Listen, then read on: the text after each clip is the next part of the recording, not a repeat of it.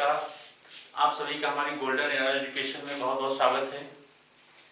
जैसा कि पिछली क्लास में हमने पहले ही शुरुआत कर रखा है भारत का संवैधानिक इतिहास, तो कल की क्लास नहीं हो पाई कुछ टेक्निकल प्रॉब्लम की वजह से। और पिछली क्लास में जो हमारा पिछली क्लास का लेक्चर समाप्त हुआ था 1813 के चार्टर एक्ट पे, उससे एक कदम आगे बढ़ते हुए आज हम चार्टर एक्ट ऑफ 1833 देखेंगे। इसमें देखते हैं इसमें मेन प्रावधान क्या है। तो आइए इस सेशन की शुरुआत करते हैं और देखते हैं इसके मेन प्रोविजन क्या है, जहां से सवाल हमेशा बनते रहे। तो 1833 का चार्टर एक्ट था, उसमें कुछ बड़े बदलाव हुए। देखते हैं क्या हुए। यहीं से माना जाता है कि संविधान का थोड़ा थोड़ा अंश जो है इस एक्ट के माध्यम से हमारे संविधान में परिलक्षित होता है, दिखाई देता है। देखते हैं क्या था इसमें। पहला प्रोविजन देखते हैं। पहले प्रावधान की बात करें तो यहाँ पे जो कंपनी का शासन था, तो कंपनी के शासन को थोड़ा विस्तारित कर दिया गया। मतलब कंपनी के अधिकार क्षेत्र को 20 वर्षों के लिए बढ़ा दिया गया। जैसा कि हमने आपसे चर्चा की थी कि 1773 के रेगुलेटिंग एक्ट से 1853 के चार्टर एक्ट तक कंपनी का शासन रहा। तो 1833 में ही कंपनी का शासन समाप्त हो रहा था, लेकिन इस एक्ट के माध्यम से कंपनी को 20 वर्षों के लिए और अधिकार दे दिया गया कि आप 20 वर्षों तक और भारतीय क्षेत्र का देखरेख करें। तो कंपनी को 20 वर्षों के लिए और अधिकार दे दिया गया। दूसरा इसमें क्या कहा गया कि 1813 का जो चार्टर एक्ट था, 1813 का जो चार्टर एक्ट था, उसमें कंपनी का जो व्यापारिक अधिकार था, एकाधिकार, जो बिजनेस मोनोपोली था, उसको खत्म कर दिया गया था। लेकिन चीन के साथ व्यापार और चाय का व्यापार जो था वो चलता रहता था।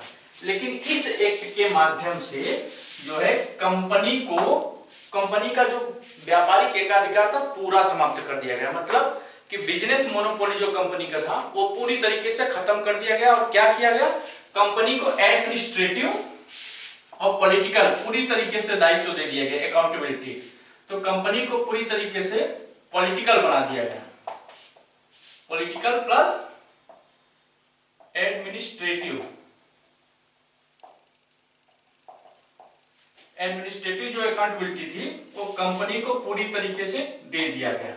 तो सवाल बनता है कि कंपनी का व्यापारिक एकाधिकार, बिजनेस मोनोपोली जो उसका था, पूरी तरीके से कब समाप्त किया गया? तो 1833 के चार्टर एक्ट के माध्यम से। और कंपनी को पूरी तरह क्या बना दिया गया? पॉलिटिकल एवं एडमिनिस्ट्रेटिव, मतलब कि राजनीतिक और प्रशासनिक, राजनीतिक प्लस प्रशासनिक या कार्यपालिकी, एग्जीक्यूटिव भी कह सकते हैं, प्रशासनिक दायित्व दे दिया गया। जो मेन इसमें सबसे बड़ा बदलाव हुआ, सबसे बड़ा बदलाव यह हुआ कि जो 1773 के रेगुलेटिंग एक्ट में बंगाल के गवर्नर को, जो बंगाल का गवर्नर जनरल बनाया गया था, अब इस एक्ट के माध्यम से, चार्टर एक्ट 1833 के माध्यम से बंगाल के गवर्नर जनरल को पूरे भारत का गवर्नर जनरल बना दिया गया। मतलब कि पूरे भारत का गवर्नर जनरल बनाया गया लॉर्ड विलियम बेंटिंग। तो अब पूरे भारत का जीजी, मतलब गवर्नर जनरल, किसे बनाया गया? सवाल पूछता है। तो पूरे भारत का गवर्नर जनरल जो थे, भारत के प्रथम गवर्नर जनरल, भारत की प्रथम first governor general of India, first governor general of India, Lord William Bentinck. क्या नाम था इनका? Lord William Bentinck. इसमें कभी कभी सवाल पूछता है कि भारत का प्रथम गवर्नर जनरल कौन था? तो भारत का प्रथम governor general Lord William Bentinck थे। सबसे बड़ा बदलाव यही हुआ। इस बदलाव का कारण क्या था कि 1833 के चार्टर एक्ट के माध्यम से बंगाल के गवर्नर जनरल को पूरे भारत का गवर्नर जनरल बनाकर सेंट्रलाइजेशन का प्रोसेस अपनाना था। मतलब केंद्रीकरण था। इसका मेन उद्देश्य क्या था? केंद्रीकरण, भारत में केंद्रीकरण की प्रवृत्ति अपनाना, सेंट्रलाइजेशन, केंद्रीकरण। जैसे अभी हाल ही में सेंट्रलाइजेशन का मतलब क्या होता है जैसे हाल ही में जम्मू कश्मीर को धारा 370 जो था उसको खत्म नहीं किया गया, लेकिन उसके प्रावधान, उसके प्रोविजंस को कम करके अब जम्मू कश्मीर को इंडिया में मिला दिया गया। मतलब पूरी तरीके से, पहले तो ऑल ओवर इंडिया में था ही, लेकिन थोड़े उसके प्रावधान आर्टिकल 370 और 35A जो था उसकी वजह से थोड़े उसके कानून अलग थे। वहां पे 6 वर्ष की विधानसभा होती थी, तो कुछ चीजें वहां पे थी कि यहाँ के लोग वहां पे जमीनें नहीं खरीद सकते थे, तो एक तरीके से वो कटा हुआ था। अब केंद्रीकरण के कारण जैसे जम्मू कश्मीर लद्दाख को एक कर लिया गया, उसी प्रकार बंगाल के गवर्नर जनरल को भारत का गवर्नर जनरल बना के केंद्रीकरण की दिया गया। दूसरा कार्य इसमें क्या हुआ?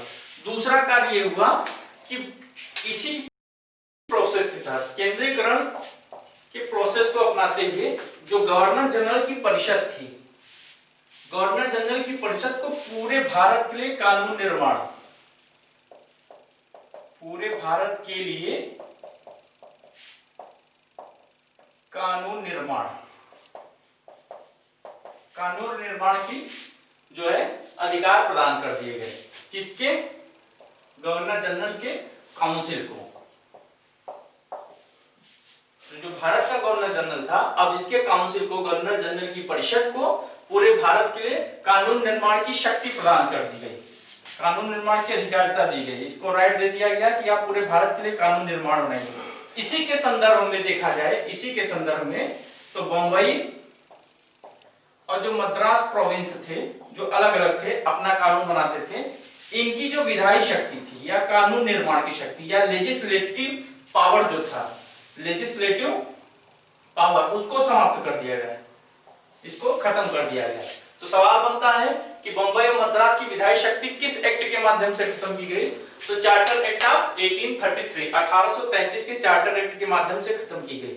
एक कदम और आगे बढ़ते हुए गवर्नर जनरल की काउंसिल को पूरे भारत के लिए, पूरे भारत के लिए बजट बनाने का, बजट बनाने का अधिकार दिया गया, बजट बनाने की शक्ति दी गई। तो जो भी बजट बनता था, पूरे भारत के लिए बजट बनाने की शक्ति गवर्नर जनरल को दे दी गई।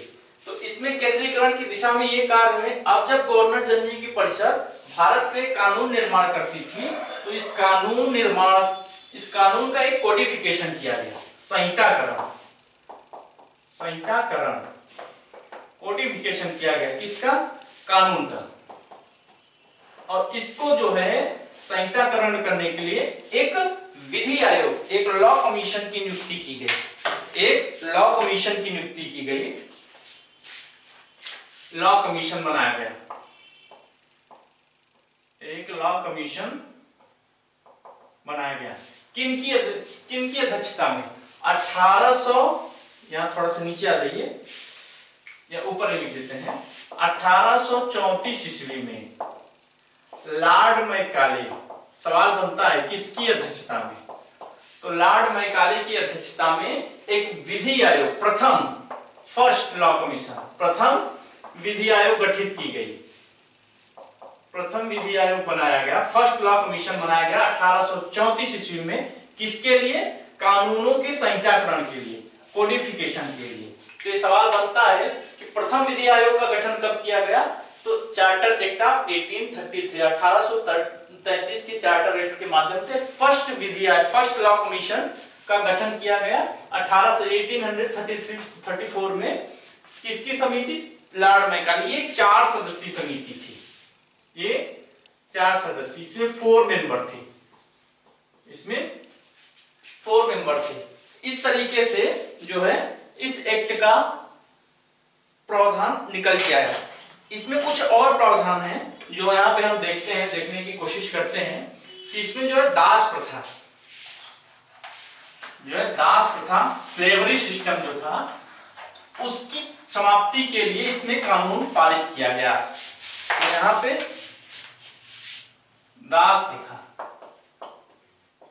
दास प्रथा की समाप्ति, इस कानून के माध्यम से ये घोषणा की गई, ये मतलब कि बताया गया कि दास प्रथा को खत्म किया जाए।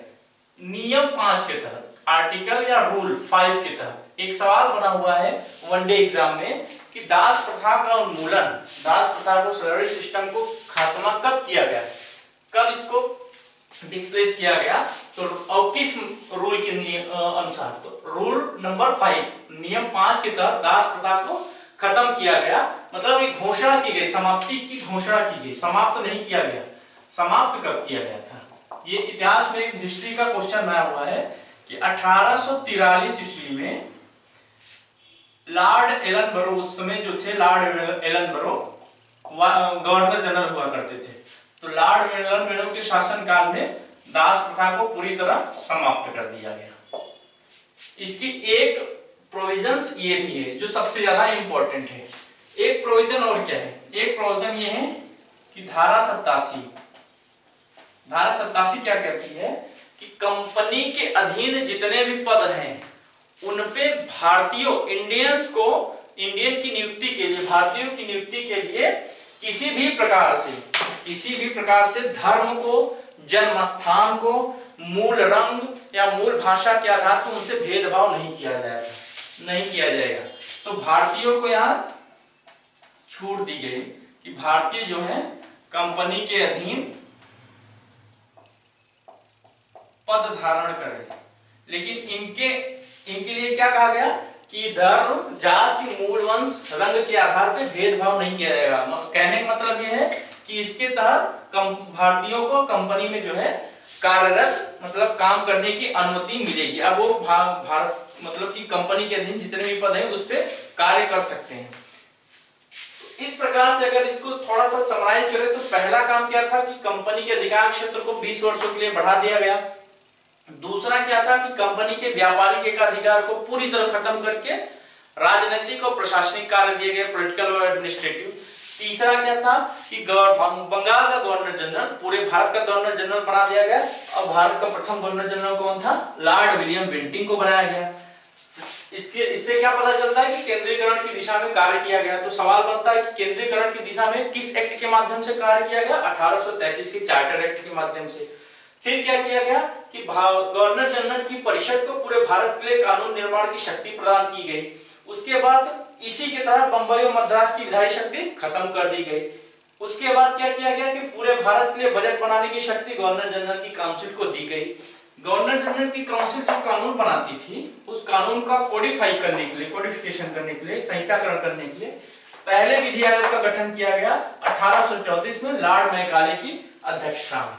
उसके बाद क्या गया, दास प्रथा की समाप्ति की घोषणा की गई नियम 5 के तहत। और कब की गई? 1843 में लॉर्ड एलन के शासनकाल में खत्म कर दिया गया।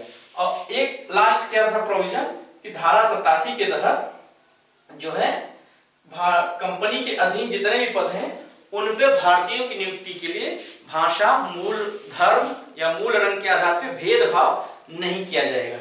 ये जो है इस एक्ट की जितने भी प्रोविजन है आपके सामने रखें। जब इसको आप ध्यान से देखेंगे, ध्यान से सुनेंगे तो इस पे सवाल भी बनता है। ये जब टॉपिक खत्म होगा कॉन्स्टिट्यूशनल हिस्ट्री ऑफ इंडिया, तो इससे संबंधित जितने भी प्रीवियस ईयर में क्वेश्चन आए हुए हैं उन क्वेश्चन को हम यहाँ एक एक करके सॉल्व कराएंगे, और उसके बाद देखेंगे कि किस टाइप के क्वेश्चन जो बने हुए हैं हमारे आने वाले आगामी परीक्षाओं में आ सकते हैं। तो इसकी टेंशन आप बिल्कुल मत लीजिएगा, एक एक सवाल पे हम डिस्कशन करेंगे और अच्छे से इसको हम खत्म करेंगे। आने वाली जो अभी हाल ही में अगले महीने एनटीपीसी का एग्जाम है, उस एग्जाम के पहले हम आप अपना इस सिलेबस को पूरी तरीके से अच्छे तरीके से इसको खत्म कर देंगे। आगे बढ़ते हुए देखते हैं तो ईस्ट इंडिया कंपनी का जो हमने बताया था कि 1773 के रेगुलेटिंग एक्ट से 1853 के चार्टर एक्ट तक उसका जो है शासनकाल रहा। यहाँ देखते हैं 1800 ईस्ट इंडिया कंपनी का अब अंतिम जो है क्या था, 1853 का चार्टर एक्ट, 1853 का चार्टर एक्ट। इसमें क्या बातें कहेंगी? उस समय लॉर्ड डलहौजी जो था वो भारत का गवर्नर जनरल हुआ करता था। उसने कुछ दस्तावेज, कुछ डॉक्यूमेंट तैयार किए भारत के शासन से संबंधित, और उसको ब्रिटिश संसद को भेजा, और उसी के आधार पे इसका निर्माण हुआ। देखते हैं इसमें दोस्तों क्या क्या चीजें थी। पहला काम क्या किया गया, कंपनी का जो विधायी प्लस प्रशासनिक इसके कार्य को अलग अलग किया गया, अलग अलग कर दिया गया। मतलब जो लेजिस्लेटिव वर्क था, लेजिस्लेटिव वर्क और एडमिनिस्ट्रेटिव वर्क को दोनों को अलग अलग करने का काम 1853 के चार्टर एक्ट के माध्यम से किया गया। उसके बाद क्या किया गया? उसके बाद किया गया कि गवर्नर जनरल की जो परिषद थी उसमें वृद्धि कर दी गई। उसमें मतलब 6 नए सदस्य, 6 नए मेंबर जोड़े गए। गवर्नर जनरल की परिषद में 6 नए मेंबर जोड़े गए और टोटल उनकी सदस्य संख्या 12 हो गई। और इनको समग्र रूप से क्या कहा गया? इनको कहा गया विधान परिषद। इनको कहा गया Vidhan Parishad, legislative council, legislative council. इनका काम क्या था? ध्यान से देखिए, पहला प्रोविजन तो हमने आपको बताया कि लेजिस्लेटिव एडमिनिस्ट्रेशन वर्क को जो है अलग अलग कर दिया गया। दूसरा, गवर्नर जनरल की काउंसिल में, गवर्नर जनरल की परिषद में 6 नए सदस्य जोड़े गए और टोटल संख्या हो गई 12, जिन्हें मिला के टोटल मिला के कहा गया विधान परिषद कहा गया। इनका मेन काम क्या होता था? इनका मेन काम होता था कानून का निर्माण करना, भारत के लिए कानून निर्माण। एक तरीके से कह सकते हैं कि इसने जो कार्य किया, भारत में पहली बार ब्रिटिश पार्लियामेंट की तर्ज पर छोटी संसद, स्मॉल पार्लियामेंट की तरह इसने कार्य किया। तो सवाल बन सकता है कि विधान परिषद पहली बार, फर्स्ट टाइम छोटी संसद की तरह कब कार्य किया? तो 1853 के चार्टर एक्ट के माध्यम से। जब इसमें 6 नए सदस्यों की नियुक्ति की गई तो इसमें जो है क्षेत्रीय प्रतिनिधित्व या इस कह सकते हैं क्षेत्रीय प्रतिनिधित्व, स्थानीय लोकल रिप्रेजेंटेशन को मान्यता दी गई। स्थानीय प्रतिनिधित्व, स्थानीय प्रतिनिधित्व, लोकल रिप्रेजेंटेशन को मान्यता दी गई और 4 प्रांतों से, बंबई, मद्रास, बंगाल और जो है आगरा, यहां से जो है 4 मेंबर को जोड़ा गया। मतलब ये 6 सदस्य जो बने, इसमें 4 जोड़ा गया और 2 थे, एक मुख्य न्यायाधीश को और एक वरिष्ठ न्यायाधीश को जोड़ा गया। 6 सदस्य टोटल 12 हुए, जिन्हें विधान परिषद कहा गया और इनका काम था कानून निर्माण, लॉ मेकिंग का काम इनका था। लॉ मेकिंग का काम करने के कारण इनको छोटी संसद के रूप में जाना गया। और इसी के साथ इस एक्ट में एक नई चीज शुरुआत हुई, लोकल रिप्रेजेंटेशन की, स्थानीय प्रतिनिधित्व की, जिनका चुनाव बंबई से, मद्रास से, बंगाल से और आगरा से किया गया। इस तरह आगे बढ़ते हुए देखते हैं कि जब ये विधान परिषद कानून बनाती थी, जब ये विधान परिषद कानून बनाती थी तो इसको जो है गवर्नर जनरल की अनुमति आवश्यक थी। गवर्नर जनरल की अनुमति आवश्यक थी। अगर गवर्नर जनरल अनुमति न देता तो ये कानून नहीं बनता। यहां तक कि गवर्नर जनरल इस कानून को वीटो भी कर सकता था। यहाँ पे एक छोटी सी चीज हम आपको और बता दें कि 1833 का जो अभी हमने आपको चार्टर एक्ट पढ़ाया, 1833 का जो चार्टर एक्ट पढ़ाया, उसमें एक चीज और कही आई थी। पहले के जो 1833 के पहले मतलब 1813 में या 1833 के पहले 1813 तक जो भी कानून बनाए जाते थे उन्हें एक्ट नहीं, उन्हें रेगुलेशन कहा जाता था, उन्हें विनिमय या फिर नियामक कहा जाता था। लेकिन 1833 के चार्टर एक्ट से जो भी कानून बनने लगे उन्हें एक्ट कहा जाने लगा या अधिनियम का दर्जा दिया जाने लगा। तो ये थोड़ा सा हम भूल गए थे वहां पे, लेकिन यहाँ ये चीज ध्यान रखिएगा कि अगर पूछ लिया कि पहली बार अधिनियम का बात किसमें आई तो 1833 के चार्टर एक्ट में आई। आइए हम बात करते हैं 1853 के चार्टर एक्ट पे, जहां हमने कहा कि कानून निर्माण, उसके बाद गवर्नर जनरल की अनुमति आवश्यक होती थी और गवर्नर जनरल ऐसे कानूनों को वीटो भी कर सकता था, जो आज के हमारे संविधान में दिखने को भी मिलता है कि राष्ट्रपति के समक्ष, जब राष्ट्रपति के पास अपर हाउस, उच्च सदन मतलब राज्यसभा और लोअर हाउस लोकसभा से कोई भी बिल जब पारित होके प्रपोज होके उनके पास आता है राष्ट्रपति के पास, तो वो 3 चीजें करते हैं, या तो उसको एक्सेप्ट कर लेते हैं, या तो उसको एक्सेप्ट नहीं करते, फिर या तो लौटा देते हैं सदन के पास और या तो फिर क्या करता है, वीटो लगा देता है। तो वही वीटो की बातें जो है 1853 के एक्ट से हमारे संविधान में ली गई है। आगे देखते हैं, अब बताते हैं आपको कि 1853 में 1833 के चार्टर एक्ट में कानून निर्माण, गवर्नर जनरल की परिषद में कानून निर्माण के लिए एक विधि सदस्य, चौथे सदस्य के रूप में एक विधि सदस्य की नियुक्ति की गई थी, लॉ मेंबर की। लेकिन ये मेंबर जो था, ये मेंबर पूर्ण नहीं था, पूरा नहीं था। कहने का मतलब ये तो गवर्नर जनरल की काउंसिल में भाग ले सकता था, मीटिंग कर सकता था, लेकिन अगर मतदान होता था, वोटिंग होती थी, तो वोटिंग करने की राइट जो थी और लॉ मेंबर को नहीं थी, विधि सदस्य को नहीं थी। तो विधि सदस्य का निर्माण कब हुआ, गवर्नर जनरल की काउंसिल 1833 के चार्टर एक्ट के माध्यम से इसकी नियुक्ति की गई थी, लेकिन पूर्ण सदस्य इसको नहीं बनाया गया था। पूर्ण सदस्यता इसको कब दी गई, 1853 के चार्टर एक्ट के माध्यम से। 1853 में विधि सदस्य को, लॉ मेंबर को पूर्ण सदस्य बना दिया गया। मतलब कि पूरी सदस्यता, कहने मतलब अब ये वोटिंग भी कर सकता था। अगर किसी मुद्दे पे वोटिंग परसेंटेज या वोटिंग बराबर हो जाता है, इक्वल हो जाता है, तो ये वोटिंग कर सकता था। यहाँ पे आगे हम चर्चा को बढ़ाते हैं और देखते हैं इस एक्ट के माध्यम से और क्या हुआ। तो इस एक्ट के माध्यम से बंगाल में लेफ्टिनेंट गवर्नर की नियुक्ति की गई।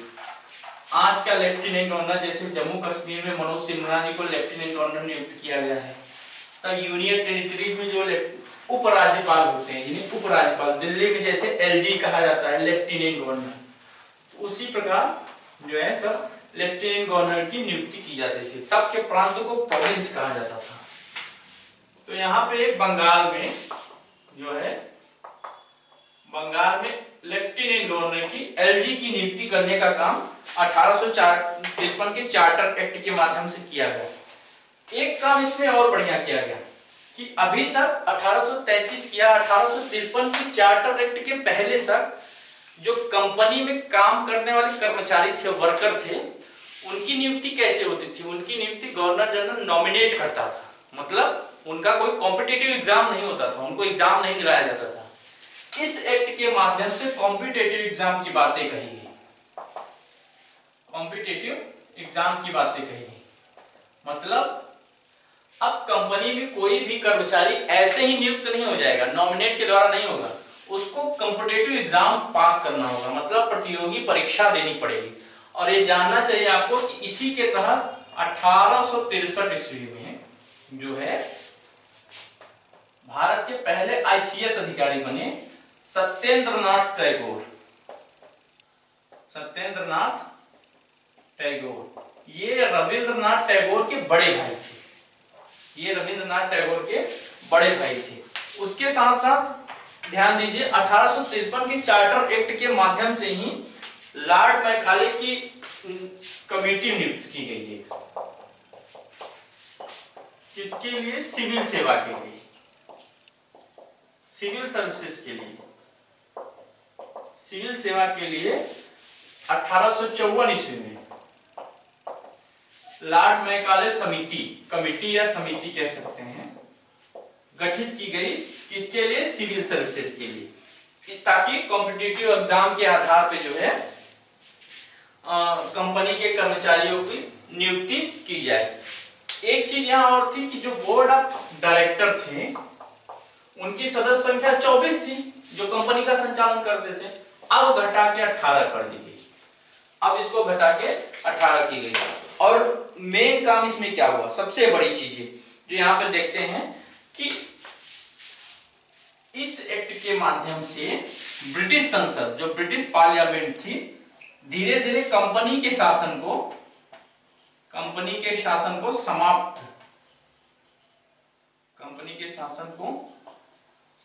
करने की कार्यवाही जो थी इसी एक्ट के माध्यम से शुरू हो गया था। इसके बाद जो है 1858 का चार्टर एक्ट आता है।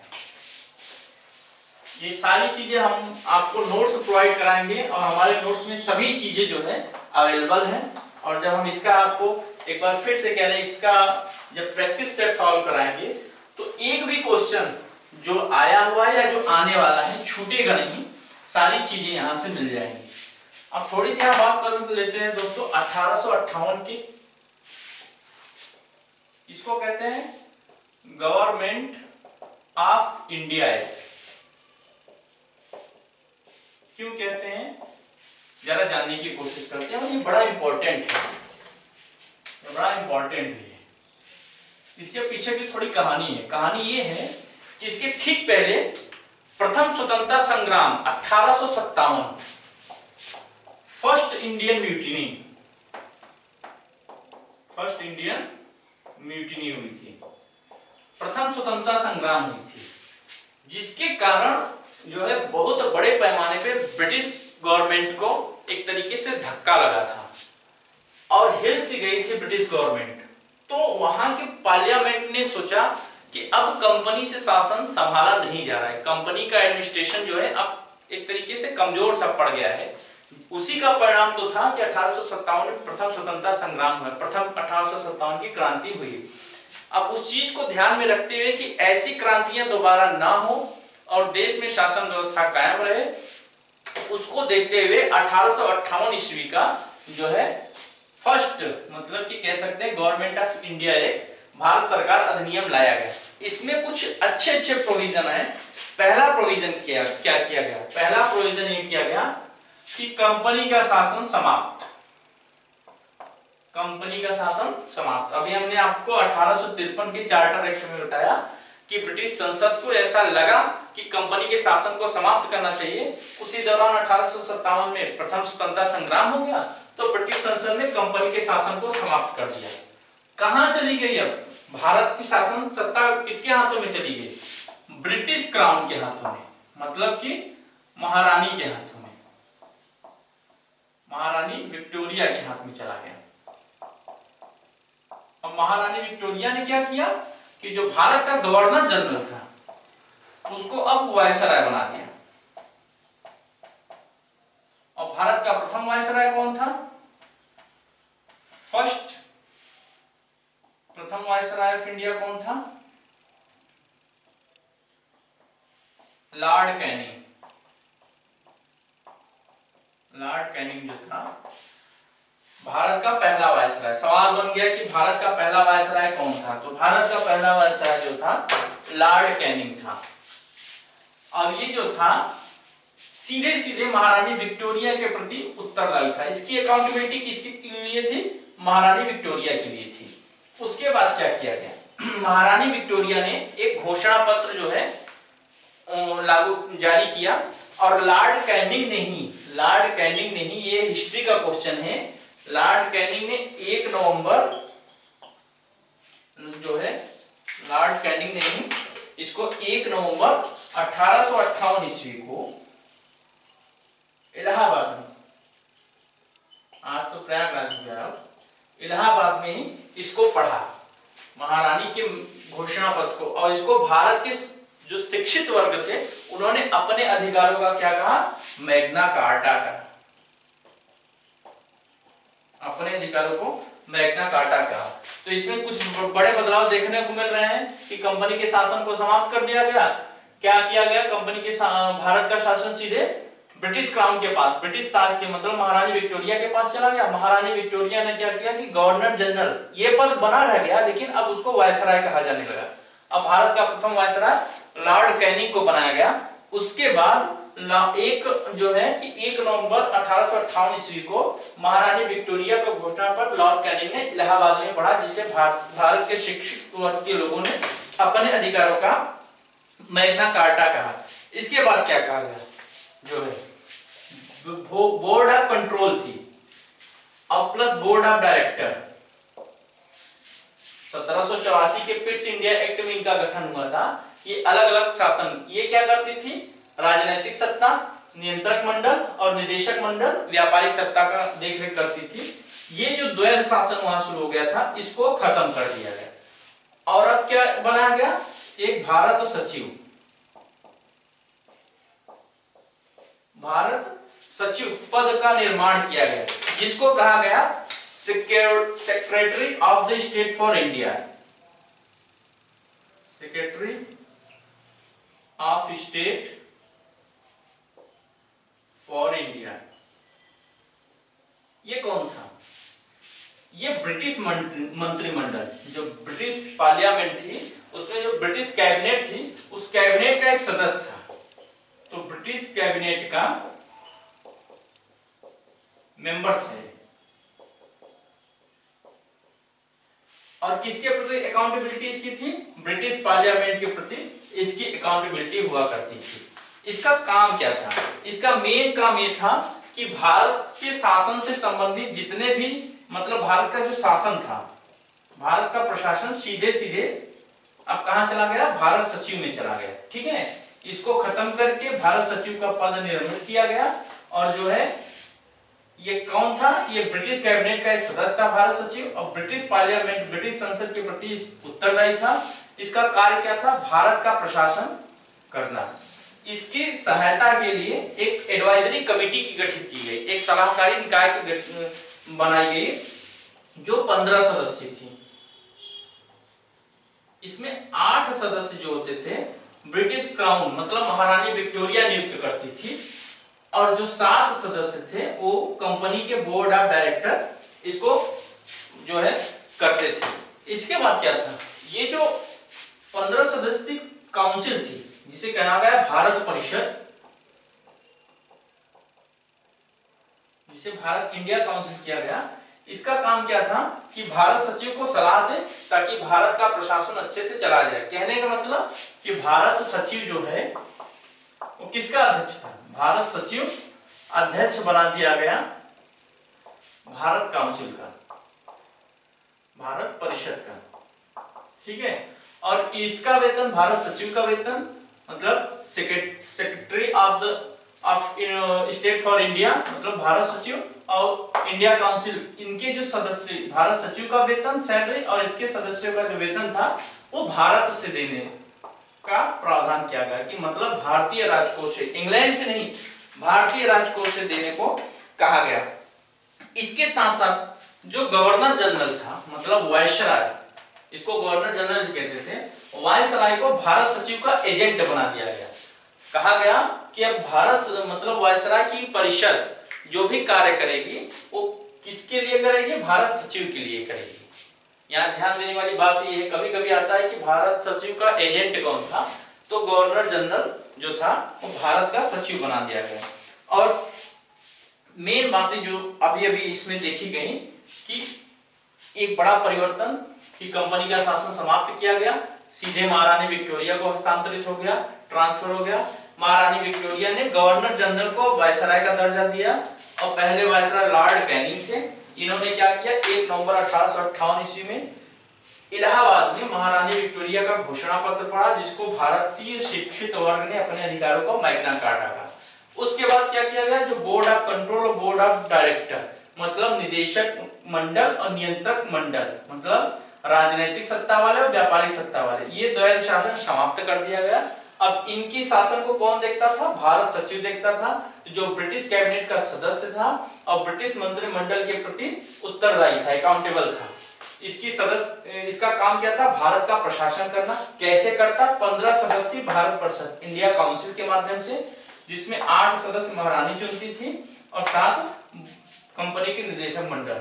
और भारत सचिव और भारत का परिषद के सदस्यों का जो था वेतन कौन देता था? 1858 की चार्टर एक्ट के माध्यम से इंडिया द्वारा दिया जाता था।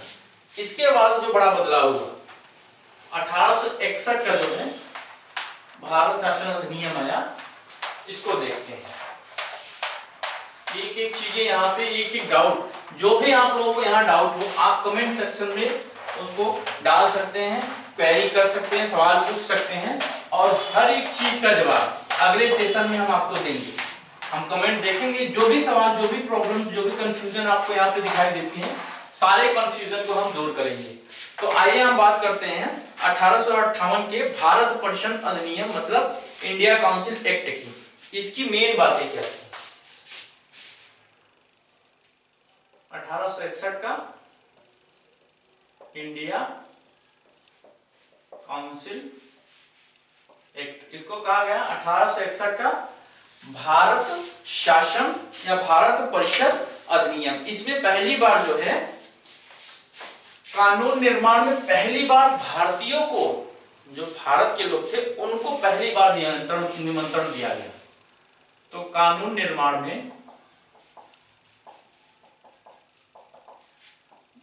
भारतीयों की भागीदारी,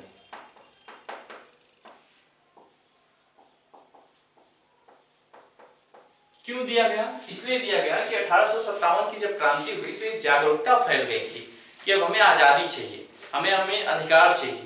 उसी को ध्यान में रखते हुए लॉर्ड कैनिंग जो थे, कानून, जब भारत में कानून निर्माण हो, इसके पहले तो क्या होता था, कंपनी के जो ही अधिकारी थे वही सारा काम करते थे, वही देख रेख करते थे। अब जो है छोटा सा ही, चुटकी भर ही सही, लेकिन भारतीय लोगों को शामिल करने की प्रक्रिया इस एक्ट के माध्यम से शुरू की गई। तो लॉर्ड कैनिंग ने किया क्या? लॉर्ड कैनिंग ने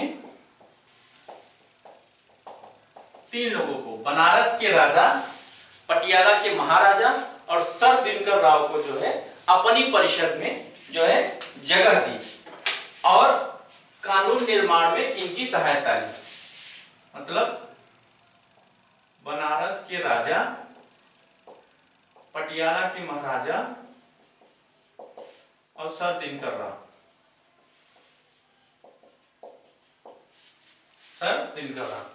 उसके साथ देखते हैं इसमें और बाकी प्रोविजन का क्या किया गया। बाकी प्रोविजन में ये जो केंद्रीय कार्यकारिणी थी गवर्नर जनरल की, सेंट्रल एग्जीक्यूटिव, उसकी सदस्य संख्या 4 से बढ़ा के 5 कर दी गई। सदस्य संख्या, अभी तक चौथा सदस्य वही थे, अभी तक चौथे सदस्य वही विधि सदस्य, लॉ मेंबर होता था जो 1833 में हुआ था। सदस्य संख्या अब 4 से बढ़ा के 5 कर दी गई और जो 5वां सदस्य था उसको कहा गया आप ज्यूरिस्ट रहे, कानूनविद। कानूनविद होना उसका जरूरी था, कानूनविद या इसको कहते हैं विधिवेत्ता।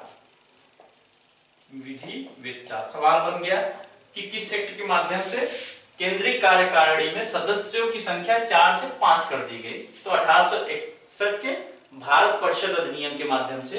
और 5वां सदस्य क्या होनी जरूरी थी? कानूनविद या ज्यूरिस्ट। ज्यूरिस्ट होना इसका बेहद जरूरी था।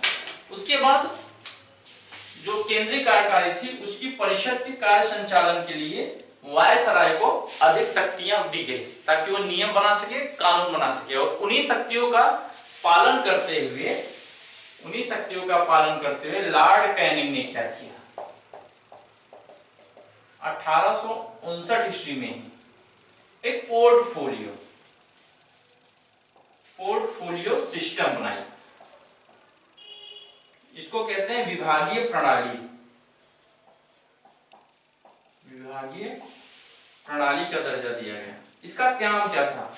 लॉर्ड कैनिंग ने किया क्या कि परिषद के कार्य को सही सुचारू रूप से अच्छे से चल सके, अच्छे से ऑपरेट हो सके, उसके लिए गवर्नर जनरल को शक्ति दी गई। तो उस शक्ति का उपयोग करते हुए लॉर्ड कैनिंग ने पोर्टफोलियो सिस्टम बनाया। पोर्टफोलियो सिस्टम का क्या काम था कि अलग अलग डिपार्टमेंट अलग अलग सदस्यों, अलग अलग मेंबर्स को दे दिए गए ताकि वो अपने काम को अच्छे तरीके से कर सके। इसी व्यवस्था को मंत्रिमंडलीय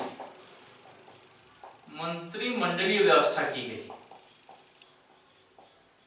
मंत्रिमंडलीय व्यवस्था का दर्जा दिया गया। मिनिस्ट्रियल जो सिस्टम था यहीं से निकल के आया हुआ है। तो सवाल पहला बना कि पोर्टफोलियो सिस्टम किस एक्ट के माध्यम से था? तो 1861। या फिर पूछ लिया मंत्रिमंडलीय व्यवस्था कब? 1861। या पूछ लिया किसने बनाया था? तो वायसराय लॉर्ड कैनिंग ने।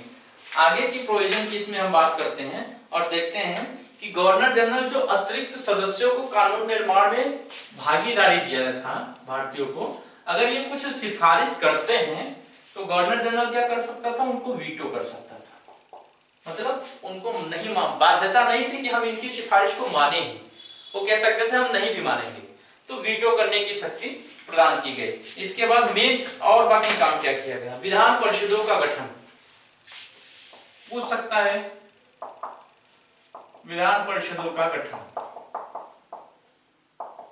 इस एक्ट की एक और विशेषता रही है। कैसे? देखते हैं। 1862, 1866 और 1892 में 97 में 1862, 1866 और 1892 में विधान परिषद की गठन की गई। कहां कहां किया गया? 1862 में बंगाल में किया गया, 1866 में जो है उत्तर पश्चिम सीमा प्रांत में किया गया, जो आज का हमारा यूपी है या फिर इस एरिया को उत्तर पश्चिम सीमा प्रांत, और 1897 में पंजाब में विधान परिषद का गठन किया गया। विधान परिषद मतलब लेजिस्लेटिव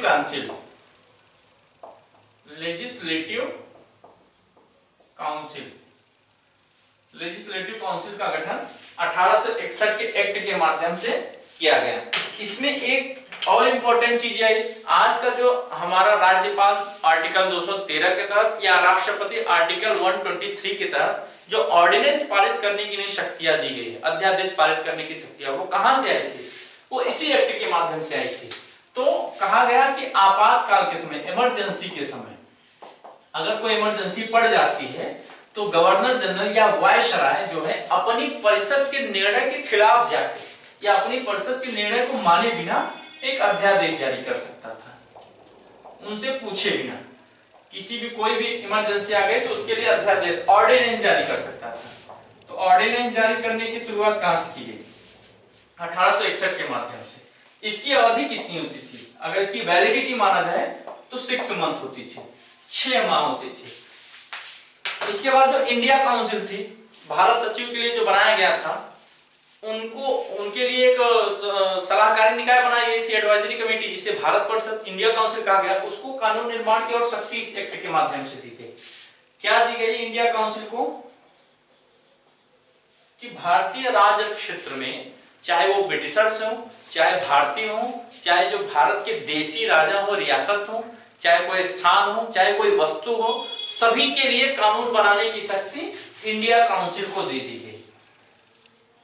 कानून निर्माण की शक्ति इंडिया काउंसिल को दे दी गई। तो आज हमने आपको 1833 का चार्टर एक्ट, 1853 का चार्टर एक्ट, 1858 का भारत सरकार अधिनियम गवर्नमेंट ऑफ इंडिया एक्ट और 1861 का इंडिया काउंसिल एक्ट, ये 4 एक्ट हमने आज आपको बताया। और हमारी इस लेक्चर में जो है यहां तक हम आज पहुंचे हैं। इस लेक्चर में आपको जो भी चीजें समझ में नहीं आई है, जो भी डाउट्स हैं, उनको आप कमेंट सेक्शन में हमसे पूछ सकते हैं। नेक्स्ट क्लास में हम आपको सारे जो आपकी क्वेरीज हैं, जो भी आपकी परेशानी है, उसका समाधान करेंगे। और एनटीपीसी का जहां तक आपका सवाल है, आगामी जितनी भी परीक्षाएं, वनडे एग्जाम है, सभी सवाल जो है यहाँ से बनेंगे और एक एक चीजें आपको यहाँ से मिलेंगी। तो अगर वीडियो पसंद आया हो दोस्तों तो इसको लाइक करिएगा, सब्सक्राइब करिएगा और ज्यादा से ज्यादा शेयर करिएगा। इसी के साथ आज का लेक्चर हम यहीं समाप्त करते हैं। बहुत बहुत धन्यवाद।